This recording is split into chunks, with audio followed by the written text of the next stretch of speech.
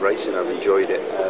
Surprised a little bit by the parity of the front runners in the mountains. We've got a group there that there's not a great deal between them. It's more a case of who's more fatigued on a given day than it is about actual ability. So that's been really surprising. I think the Schleck brothers have started to do what we expected them to do, but the impact hasn't been great. I think Evans is looking in a great position, and the big surprise, the lovely story we're all looking at is Thomas Vogt, who's got himself in a great position. And he wasn't just staying with them in the Pyrenees, he was actually giving as good as he got. His challenge now is people are going to push him to chase and expect him to chase and start looking at him rather than following themselves, so he's going to be treated like a proper contender. So it's amazing, isn't it? I mean, you look at, people assume that he'd have the yellow jersey, lose it on Nazora Den, if not the next day on Plateau de Belle, or 2 days later on Plateau de Belle, but he's still there. Can he hang on? I think if he can get through these 2 mountains days, and he's got a very good shot at that, then his time trialling, I mean, I think in the Dauphiné was just around 2 minutes behind Evans, when he's got slightly more than that now on the best time trialist of that group. So he's in a really good place, and that time trial is a good comparison, because he was on the same course. So I'd give him about a 30% chance of a win, yeah.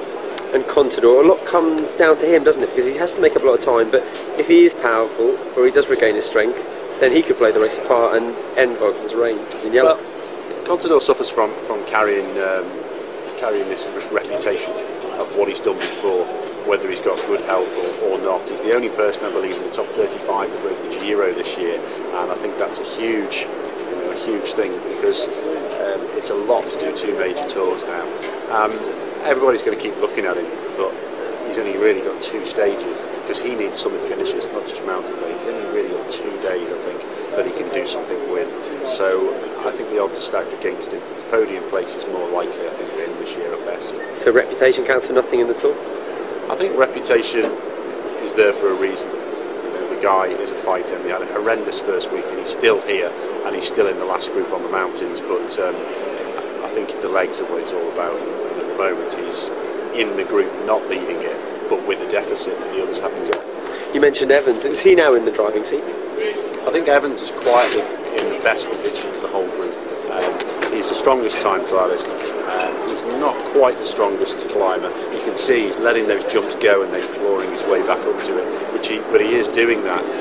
It's hard to say when he's going to crack. I think he'll lose a few seconds, but his time trialling ability still puts him down as favourite right now. And tactically, it plays a huge part. Who's been the smartest, and who's made perhaps the biggest mistake so far? The smartest, I think, thus far has been Evans. He's been up there on all of the early routes. He's stayed out of trouble probably better than anybody else. Biggest mistake, probably Tommy Vogt, actually, just through sheer lack of experience of being in this position, by showing how strong he was yesterday by chasing back rather than just following, and people are now going to take him seriously because of what they saw yesterday.